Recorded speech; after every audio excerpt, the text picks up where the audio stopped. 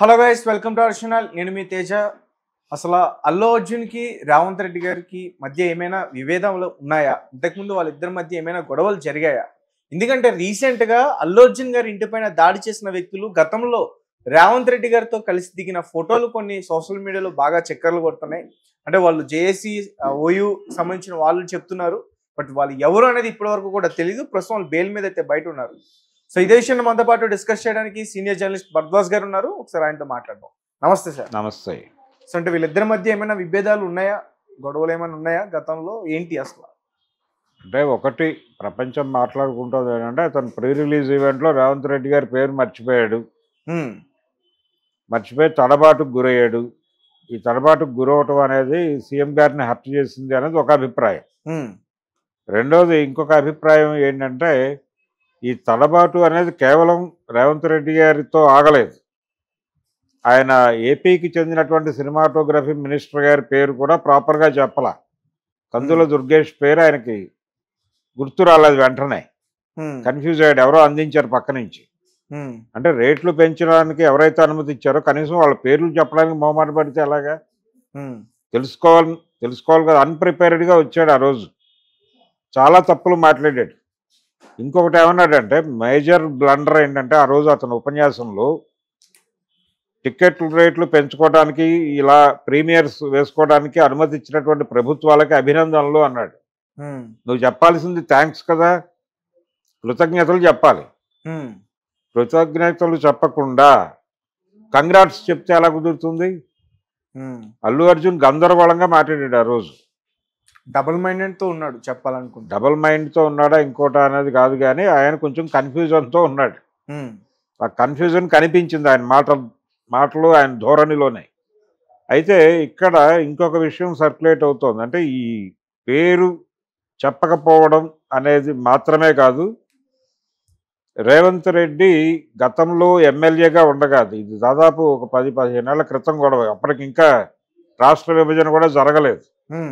జరగటానికంటే ముందు ఆయన తెలుగుదేశం ఎమ్మెల్యేగా ఉన్న రోజుల్లో ఆయన ఫ్రెండ్స్ కొంతమంది సినిమా తీయాలని ఉత్సాహపడి ఈయన్ని అప్రోచ్ అయ్యి ఎవరితో తీస్తే బాగుంటుంది అన్నప్పుడు అల్లు అర్జున్తో చేద్దాం ఒక సినిమా అని అనుకున్నట్టుగా వాళ్ళ మధ్య జరిగినటువంటి ఇంటర్నల్ మీటింగ్లో అది ఎవరు చెప్పాలి, ఎవరు మాట్లాడాలి అతనితో దీనికి సంబంధించి అన్నప్పుడు రేవంత్ రెడ్డి గారు నేరుగా స్వయంగా తనే అల్లు అర్జున్ కలిసి మీతో మా ఫ్రెండ్స్ సినిమా తీయాలనుకుంటున్నారు, మీరు కన్సిడర్ చేయాలి అని అడిగినప్పుడు ఆయన పట్టించుకోనట్టుగా వ్యవహరించాడని అల్లు అర్జున్ ఎటువంటి రెస్పాన్సు ఇవ్వలేదని, ఆ రోజు నవ్వుతూ షేక్ హ్యాండ్ ఇచ్చిన తర్వాత ఫర్దర్గా ఆయన ఏ రకమైన ఇంటిమేషన్ ఇవ్వలేదని, అది ఆయన మనసులో ఉంది. కనీసం మనం అడిగితే చేస్తానో చేయనో ఒక మాట చెప్పాలి కదా, అది కూడా చెప్పలా. అది కూడా చెప్పకుండా అవాయిడ్ చేశాడు టోటల్గా. ఈ అవాయిడ్ చేయటం అనేది చాలా క్రూయల్ వ్యవహారం కింద ఆయన రిసీవ్ చేసుకున్నారని, అది మనసులో ఉండి ఇప్పుడు అవకాశం దొరికింది కాబట్టి ఎందుకు వదలాలి అనే ఉద్దేశంతో ఈ రేవతి గారి ఇన్సిడెంట్ మీద బేస్ చేసుకుని రకరకాలుగా ఇరికించే ప్రయత్నం చేస్తున్నారు. ప్రధానంగా ఒక మహిళా మృతి అనగానే వచ్చేటువంటి సెంటిమెంటల్ ఒపీనియన్ని కూడా ఆయన బిల్డ్ చేసి అల్లు అర్జున్కు వ్యతిరేకంగా వాడే ప్రయత్నం చేస్తున్నారు. ఇదంతా కూడా ఆ రోజున అతను రిజెక్ట్ చేసిన కోపం, చిరాకు, ఇవన్నీ మనసులో ఇప్పటికీ కొనసాగుతున్నాయి ఆయనకి. అందుకని కార్నర్ చేస్తున్నారు అనేటువంటి అభిప్రాయం కూడా చాలామంది మాట్లాడుతున్నారు. అలాగే మీరు ఇందాక ప్రస్తావించినటువంటి జేఏసీకి సంబంధించి వీళ్ళు అంటే ఈ మధ్య కాలంలో రేవంత్ రెడ్డి గారి ప్రభుత్వం ఫార్మా క్లస్టర్ల పేరుతో చాలా జిల్లాల్లో ల్యాండ్ పూలింగ్కి దిగింది. ఈ ల్యాండ్ పూలింగ్ జరుగుతున్నటువంటి సందర్భంలో ప్రజల నుంచి విపరీతమైన నిరసన వచ్చింది. నల్గొండ జిల్లాలో నిరసన వచ్చింది, తర్వాత లగచర్లలో గొడవ అయింది, రైతులు రోడ్డు మీదకి వచ్చి గొడవ చేశారు. ఈ ఇన్సిడెంట్లు అప్పుడు ఎప్పుడు స్పందించని జాక్కు అల్లు అర్జున్ ఇంటి మీద దాడి చేయటం ఏమిటి, ఈయన్ని ప్రొటెక్ట్ చేస్తూ అనేది ఒక అభిప్రాయం. అయితే ఈ జరుగుతున్నటువంటి వ్యవహారం అల్లు అర్జున్కి సంబంధించిన వ్యవహారంలో అల్లు అర్జున్ తన ప్రకటనల ద్వారా ప్రభుత్వానికి సంబంధించిన విభాగాల మీద అనుమానం రేకెత్తించే పద్ధతిలో మాట్లాడుతున్నాడు ఆయన రిపీటెడ్గా. అందువలన వీళ్ళు కాన్షియస్గా ఉన్నారు. రెండోది, ఎప్పుడైతే ఆయన ప్రభుత్వం మీద వ్యతిరేకంగా మాట్లాడటం మొదలుపెట్టాడో, వ్యతిరేకమైన లీడ్స్ ఇచ్చే ప్రయత్నం చేశాడో, ఆటోమేటిక్గా కాంగ్రెస్ పార్టీ మీద వ్యతిరేక అభిప్రాయం ఉన్నటువంటి రాజకీయ నాయకులు, అలాగే రేవంత్ రెడ్డి మీద పర్సనల్గా వ్యతిరేకత ఉన్నటువంటి రాజకీయ నాయకులు అందరూ కూడా ఇతనికి మద్దతుగా నిలబడిపోయారు. ఇతనికి తెలియకుండానే ఇతని వెనకాల ఒక ఐక్య సంఘటన ఏర్పడిపోయింది. భారతీయ జనతా పార్టీ వాళ్ళు కాంగ్రెస్ పార్టీతో కూడా, రేవంత్ రెడ్డితో కాదు, కాంగ్రెస్ పార్టీని అన్పాపులర్ చేయడానికి ఈ ఇన్సిడెంట్ ఉపయోగపడుతుందని బండి సంజయ్ గారు కాంగ్రెస్ మీద దాడి చేస్తున్నాడు, రేవంత్ రెడ్డి ప్రస్తావన లేకుండా. అదర్ సైడ్ తెలుగుదేశం వాళ్ళు కూడా మాట్లాడారు, తొందరగా దీని మీద ఏదో ఒక సాల్వ్ చేసే ధోరణిలో వ్యవహరిస్తే బాగుంటుంది అన్న టోన్లో. అది కొంత పర్లేదు.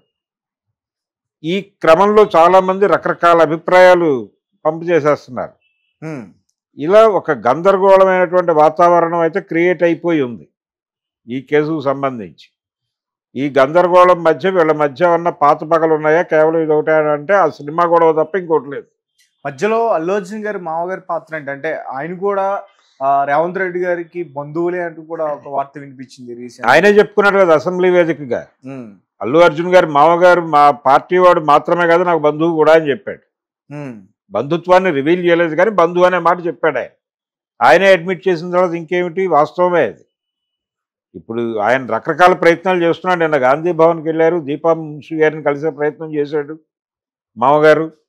ఆవిడ పర్మిషన్ ఇవ్వలేదు, ఆవిడ రిజెక్ట్ చేసింది. తర్వాత మాట్లాడదామంది, ఆ విషయాన్ని సీఎం పరిధిలో ఉందని చెప్పింది. తెల్లారి పొద్దున్నే సీఎం గారు కూడా అదే ప్రకటన చేశాడు.